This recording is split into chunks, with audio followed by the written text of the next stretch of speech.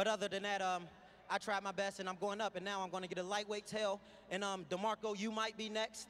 Marquez, you can get it next. Brandon Rios, we can meet at a catchweight. It really don't matter. Well, those are all fights we'd be very anxious to see. What's going on, y'all? Dante562. Today is July 25th, and it is approximately 8 days until Floyd Mayweather returns. Okay, first and foremost, before I go any further in this video, I got to give mad shots and props out to my son, my 10-year-old son, Remesis Williams, for being crowned the 2012 National Golden Gloves champion over this past weekend. Okay, the reason why I've been kind of late on doing this Broner post-fight is because we just came back from Mesquite, Nevada, where the tournament was held, and it was a very, very impressive victory and accomplishment for a 10-year-old kid to win a national tournament. Okay, my son Remy, he came in this tournament with only 9 fights. He beat kids that had 40 fights, 40 plus fights. Okay, he fought a kid from California in the semifinals. He fought a kid from New Jersey in the finals.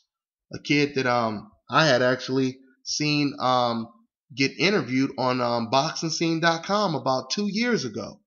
All right, so nevertheless, congrats to my son. He's on his way for bigger and better things.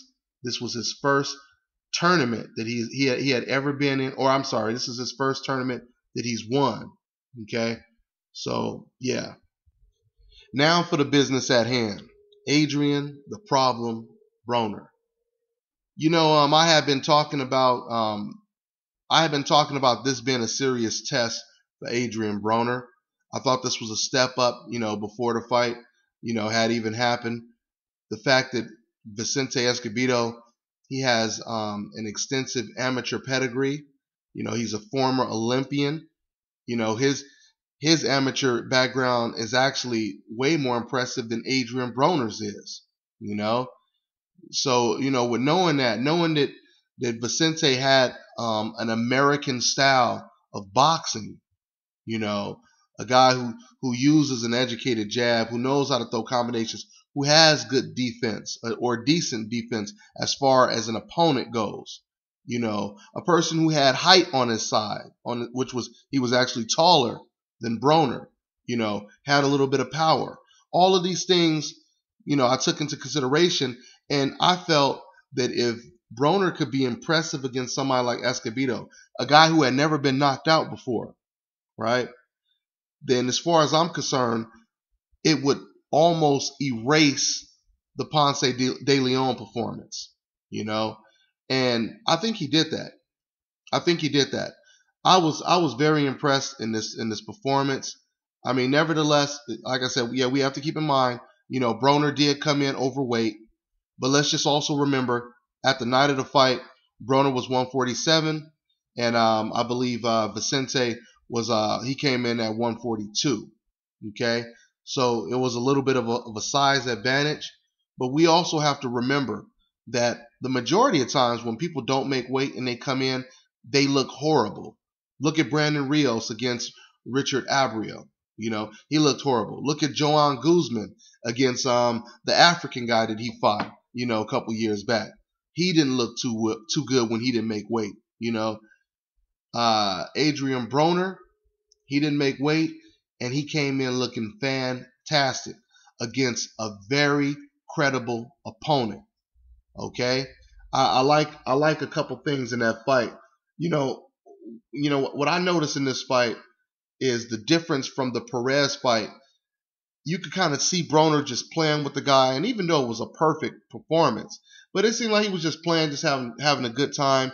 It seemed to me in this fight that Broner, he just had this serious look on his face. He meant business in this fight, you know, and the way he was attacking, you know, Vicente Escobedo with the vicious body punches, with all the hooks and uppercuts in the inside, you know, as far as I'm concerned, he damn near looked like Floyd Mayweather mixed with Gary Russell Jr. You know, he had a real aggressive, you know, style that was very impressive. You know, I mean, I'm not saying that he's better than Floyd Mayweather, because he's not. He's not he's not on Floyd Mayweather's level, because I got to criticize him a little bit too. There was one thing I noticed that he would not use, something Floyd Mayweather would have used all night against Vicente. Broner seemed very, very gun shy when it came to using his right hand. He wasn't using that signature, pull counter that Floyd Mayweather uses, over a jab.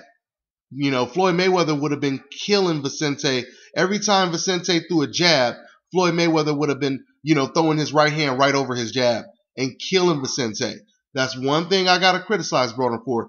He was not using his right hand, and I watched the fight because I was very impressed with this fight.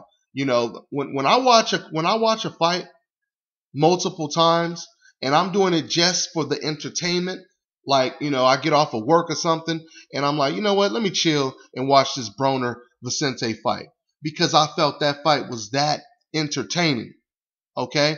When I get to that status, then you are a very impressive fighter to watch. Not only are you just impressive to watch, but you are talented and you are extremely gifted. Like I said, even though he wasn't using his right hand, which I think he needs to start using that right hand. He didn't. If you watch this fight, he didn't really. Broner didn't really use the right hand at all. Okay, but he still got the job done in a very impressive fashion. Like I said, Vicente had never been knocked out before. Vicente, after I think the second or the third round, he went back to his corner and he told his trainer, he said, the guy is really slick. You know what I'm saying? He said, the guy is really slick. He's too slick, And then Broner in the fifth round, Broner came back to his corner and he said, I'm going to go ahead and start walking him down now. And he came with such a vicious attack that it made Floyd Mayweather probably drop his motherfucking jaw, because see, because the way he attacked Vicente in this fight, I would say it's even more impressive than how Floyd Mayweather would attack someone, because Broner is doing it with extreme power. He's throwing quick speed combinations, but he's doing it with tremendous power and, of course, great defense. Okay, so I think this was a very nice test that Broner he passed. You know what I'm saying? And what I also thought was really impressive is, like I said, I criticized Broner before of him being almost on that list of being a baby by Golden Boy, right? I put him in that list almost with Canelo Alvarez, but I've always said Canelo's situation is far worse. I'm gonna tell you guys what I said in I think my Amir Khan video. I basically said, when you have a promoter who's trying to protect you, you still can get your word out and talk to the media, because the media is always going to listen to you. You can still get out there and say, look, man, I'm telling you guys, me personally, I want to fight this dude, and this dude, and I want to fight them now. Bob Arum is the one holding it up. I told Bob, if he don't give me these fights, I'm going to start telling the media, these are who I want to fight. That's what you do when you have a promoter who is trying to baby you. You know what I'm saying? Canelo Alvarez is not doing that. Canelo Alvarez is about to fight a guy who's 2 divisions south of him, and he got the nerve to sit here and say that this is going to be my toughest fight in my career. And I'm training, and he making it sound like he's training for Clubber Lang on Rocky. You feel me? If that's your toughest opponent, that makes all the sense in the world why you're not fighting anyone at 154. You feel me? Where I give Broner a gang of props is when you take into consideration that after this fight was over with, Broner with 24 fights, he calls out all of the best lightweights. You feel me? That's what I really loved about this fight. There was a lot of things I loved about this fight, but I love when he did that, because when he did that, he basically was, telling everybody, no, man, I really do believe that I'm the best. And if you get in the ring with me, I'm going to show you that I'm the best. You feel me? So I thought that was really impressive. You can no longer say that Broner is trying to take the easy way out like Canelo is. You know what I'm saying? Broner is ready to make history. Broner is ready to fight the best fighters in the world. Broner has confidence in himself. He believes in himself, right? This is no guarantee that he's going to beat all these guys. But it's just good to know that this man believes in himself. This man truly believes that he is the best. Canelo Alvarez, I don't care what you guys say about this being Oscar De La Hoya, Golden Boy's fault. Canelo Alvarez, as far as I'm concerned, he does not believe in himself 100%. Adrian Broner does. Okay? Adrian Broner does.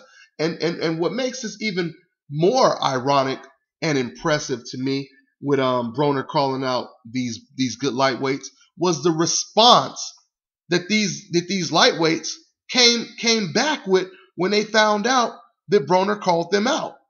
It was amazing to me because both Brandon Rios and Antonio DeMarco, they kind of had a response where they weren't too crazy about getting in the ring with Broner. You know? I mean, look at Brandon Rios. They asked Brandon Rios about Adrian Broner, and Brandon Rios says, "Oh, I'm not scared of Adrian Broner." You know what I'm saying? We can make that fight. Oh, but it'll probably never happen because, you know, Golden Boy and Top Rank, you know, they don't get along. So it'll probably never happen. Adrian Broner didn't say that. Adrian Broner didn't say, oh, you know, that fight will never happen. No, Adrian Broner said, I want Brandon Rios. I want Antonio DeMarco. I want Marquez. Okay? He didn't make no excuses. I mean, when you say, I'm not scared of that person, doesn't it seem like you are afraid? Because who said you were afraid of him? You feel me? Who said you were afraid of the dude? You know what I'm saying? That's like if you had somebody at your house, right? And you walk up to him and you know, you start talking to him and automatically they start saying some shit like, oh, I didn't steal nothing out of your house. I didn't steal nothing out of your house. If anybody says I stole something, it wasn't me. Because I can promise you, I don't steal. You guys feel what I'm saying? That's pretty much what Rios did when he said, I'm not afraid. If you're not afraid, you don't have to say you're not afraid. You know? I mean, think of you seeing a little small kid, you know, who you know you could beat up, right? Now, are you going to say, I'm not afraid of that little kid? No, you're not going to say that because you know he's not a challenge to you. Okay? So as far as I'm concerned, it's funny how Broner goes from having a small percentage of people criticizing him saying he ain't fought nobody. He just fighting bums and et cetera, et cetera. I was actually kind of one of those guys who was saying he ain't fought nobody, you know, at least before the Perez fight, you know. But now that he's fighting people,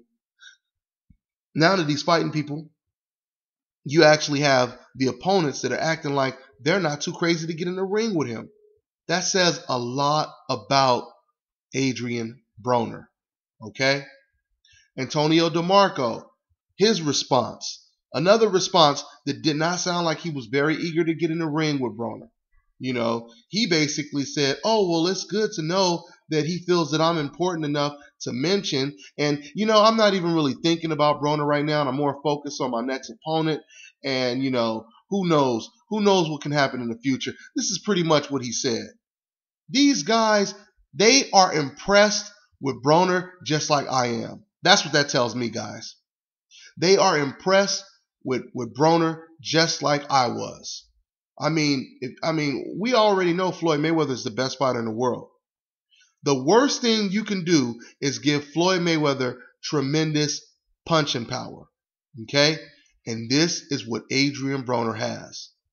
You know, Adrian Broner has tremendous punching power.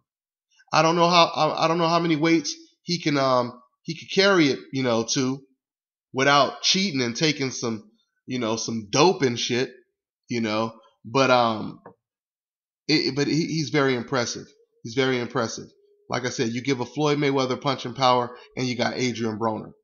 He's not as good. He's still not as good as Floyd Mayweather yet. Like I said, there's a couple things that I know Floyd Mayweather would have done a lot more gracefully in this fight. But yet at the same time, Floyd Mayweather probably would not have stopped. Matter of fact, I don't think he would have stopped Vicente Escobedo. Okay, and Broner did. You know, regardless of the weight advantage. Like I said before, the majority of times people don't make weight, they don't look good, and then people give them excuses, you know, for why they didn't look good. Oh, he didn't look good because he didn't make weight.